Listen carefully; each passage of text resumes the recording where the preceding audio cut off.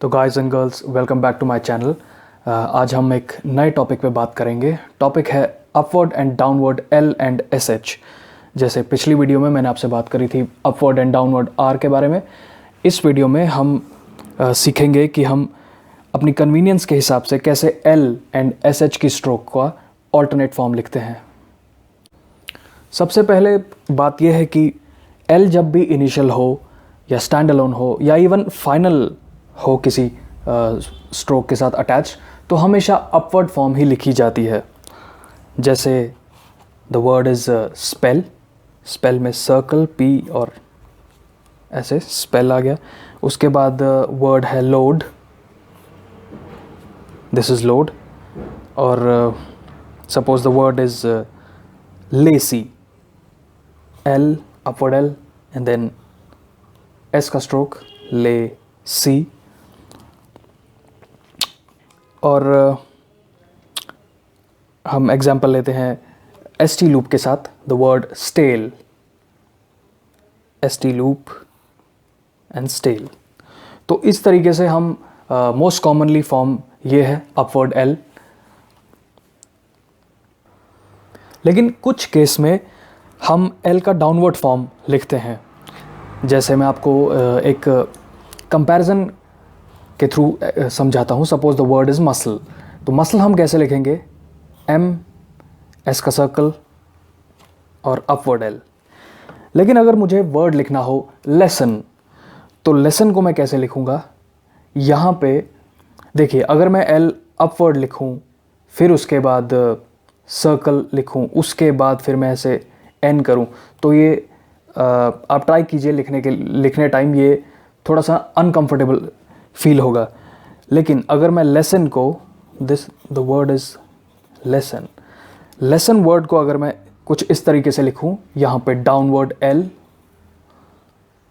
इस downward L को follow करेगा सर्कल, उसके बाद एन, तो ये काफ़ी कंफर्टेबल साबित होता है। उसी तरीके से the word is nasal, nasal में भी हम एन का stroke, circle and then downward L makes the word nasal. Now suppose the word is Kingsley. Kingsley को हम ऐसे लिखेंगे, K की stroke, NG and circle then downward L, Kingsley. मैं यहाँ पे एक और एग्जाम्पल लेना चाहूँगा। Suppose the word is vessel, तो वेसल को भी हम ऐसे ही लिखेंगे, V की stroke, circle and then downward L makes the word vessel.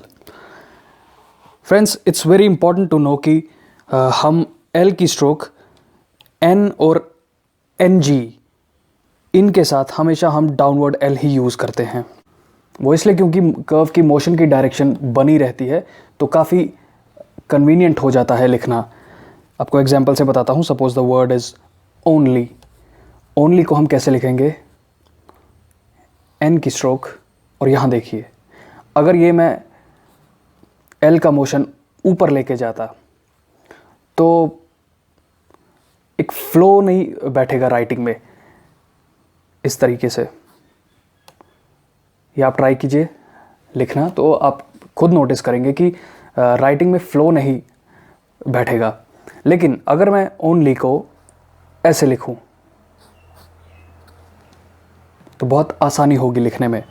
Similarly suppose the word is wrongly, wrongly में अपवर्ड आर, इनिशियल आर है, उसके बाद एन जी, उसके बाद डाउनवर्ड एल और vowel, wrongly.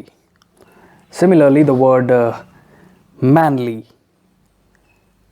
M, N and then downward L. आप अगर खुद ये स्ट्रोक्स लिखेंगे तो आप कंपैरिजन में पाएंगे कि जब हम डाउनवर्ड एल लिखते हैं N और NG की स्ट्रोक के साथ, तो हमेशा कंफर्टेबल डाउनवर्ड L ही रहता है, क्योंकि स्ट्रोक की मोशन का फ्लो बना रहता है। नेक्स्ट इंपॉर्टेंट बात यह है कि हम वॉवल इंडिकेशन के लिए भी एल का हम अपवर्ड या डाउनवर्ड फॉर्म चूज़ करते हैं।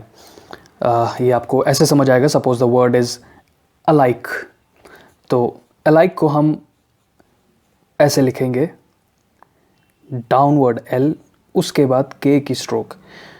ऐसा क्यों लिखेंगे हम, डाउनवर्ड फॉर्म क्यों लिखेंगे? क्योंकि यहाँ पे पहले तो प्रीसीडिंग वॉवल है, लेकिन उसके बाद हमें काफ़ी इम्पॉर्टेंट है यहाँ पे इस वर्ड में डिप्थोंग को शो करना, और यहाँ पे फर्स्ट प्लेस पे आई का डिप्थोंग लग रहा है।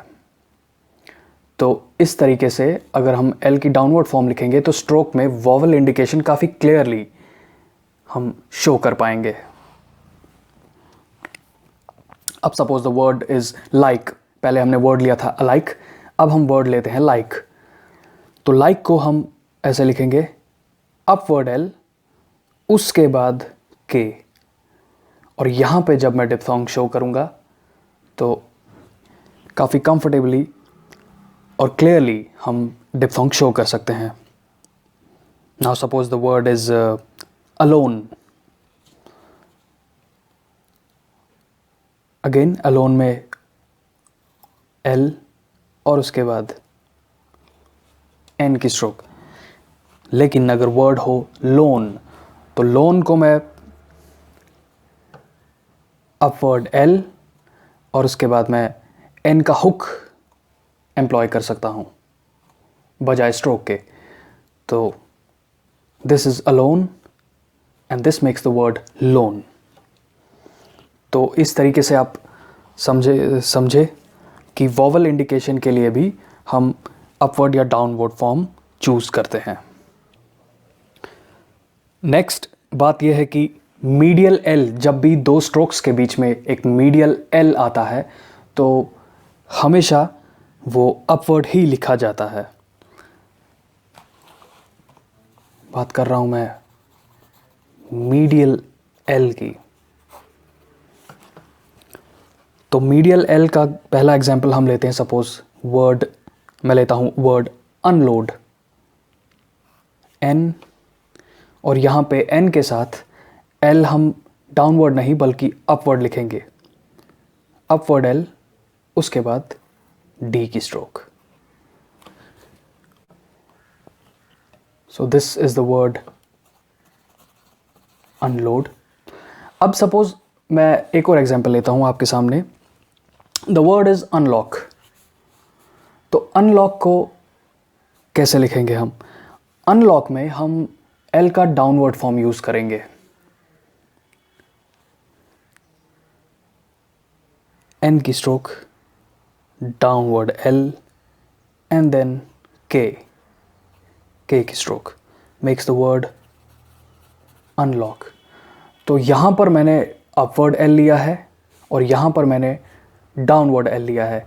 वो इसलिए क्योंकि यहाँ पर एल के बाद फॉलो करता है स्ट्रोक डी। अगर मैं एल का डाउनवर्ड फॉर्म लिखता कुछ इस तरह, फिर उसके बाद मेरे को फॉलोइंग स्ट्रोक डी लिखनी पड़ती और वो ऐसे आती, तो आप नोटिस कीजिए ये स्ट्रोक लिखने में भी कंफर्टेबल नहीं होती और देखने में भी अच्छी नहीं लगती। इसीलिए मैंने यहाँ पे फॉलोइंग स्ट्रोक को कंफर्टेबली लिखने के लिए अपवर्ड एल का फॉर्म लिया है। नेक्स्ट, अनलॉक वर्ड के एग्जाम्पल में मैंने डाउनवर्ड एल लिखा है। क्यों? क्योंकि फॉलोइंग स्ट्रोक एक हॉरिजॉन्टल स्ट्रोक है के। अगर मैं ऐसे लिखता तो इस आउटलाइन से ज़्यादा कंफर्टेबल मुझे ऐसा लिखना है, डाउनवर्ड एल, उसके बाद फॉलोइंग के।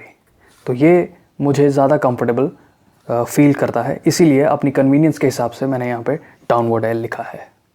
आपको और दो एग्जांपल्स के कंपैरिजन से बताना चाहूँगा। सपोज वर्ड है facility. The word is facility. Facility को हम ऐसे लिखेंगे, एफ, सर्कल और अपवर्ड एल, उसके बाद टी, फैसिलिटी। लेकिन अगर वर्ड मुझे लिखनी हो फिल्म, तो फिल्म को मैं कैसे लिखूँगा? एफ का कर्व स्ट्रोक, उसके बाद डाउनवर्ड है एल, और उसके बाद एम।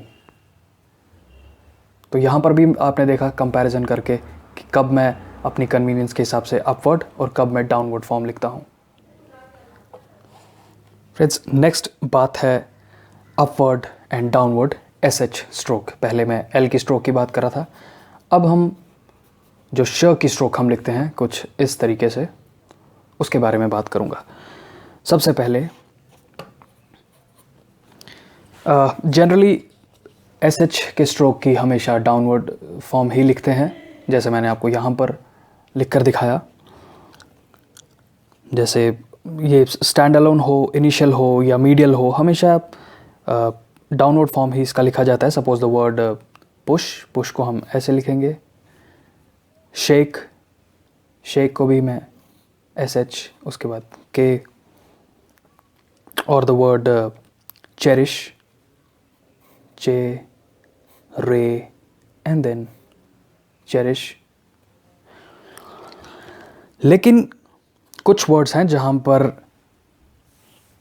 एसएच का अपवर्ड फॉर्म यूज होता है। जैसे द वर्ड का मैं एग्जांपल लेता हूं। Suppose the word is fish, तो फिश में एक प्रीसीडिंग कर्व्ड स्ट्रोक है जो कि ऐसे लिखी जाती है, एफ की स्ट्रोक। तो मैं इसके साथ ऐसे लिखूंगा फिश। लेकिन ये आउटलाइन आप नोटिस कीजिए, उतनी ब्यूटीफुल आउटलाइन भी नहीं है और लिखते टाइम वो फ्लो नहीं रहता। इसीलिए हम क्या करते हैं, हम एक कर्व के साथ जब भी एसएच का स्ट्रोक ज्वाइन करते हैं तो the stroke of SH follows the motion of the preceding curve. तो फिश वर्ड को मैं कैसे लिखूंगा? एफ की कर्व स्ट्रोक का मोशन को ही फॉलो करके मैं अपवर्ड एसएच लिख दूंगा। तो this is the more comfortable form of writing the word fish. कुछ और भी केसेस हैं जहां पे हम एसएच का अपवर्ड फॉर्म लिखते हैं। Suppose the word is sugar, तो शुगर को हम ऐसे लिखेंगे। ये तो होता है downward form. Actually downward form SH का कैसे पता लगाएंगे? Just with the direction of writing the stroke, क्योंकि एसएच तो हमेशा स्ट्रोक ऐसे ही लिखी जाती है। अब इसका कैसे पता चलेगा हमें कि ये डाउनवर्ड फॉर्म लिखा है या अपवर्ड फॉर्म लिखा है? अगर पेंसिल को हम इस तरीके से ड्रॉ कर रहे हैं स्ट्रोक तो डाउनवर्ड, अगर हम इस तरीके से अपवर्ड डायरेक्शन में हमने पेन का मोशन रखा तो अपवर्ड। तो ये मैं आपको इसलिए बता रहा हूँ क्योंकि शुगर वर्ड में हम एसएच का ऐसे लिखेंगे, पेंसिल को हम फ्रॉम बॉटम टू टॉप खींचेंगे, उसके बाद हुक्ड, आर हुक के साथ जी। तो this makes the word sugar. उसी तरीके से suppose the word is chauffeur,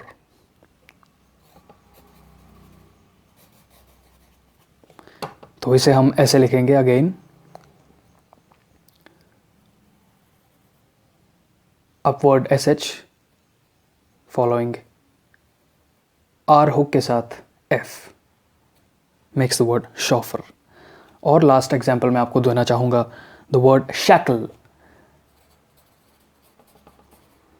shackle को हम अगेन अपवर्ड एसएच और उसके बाद के एल। तो फ्रेंड्स, ये थी बात upward and downward L and S H. Next video में मैं आपसे बात करूंगा कंपाउंड कॉन्सोनेंट्स के बारे में। तो मिलते हैं अगली वीडियो में।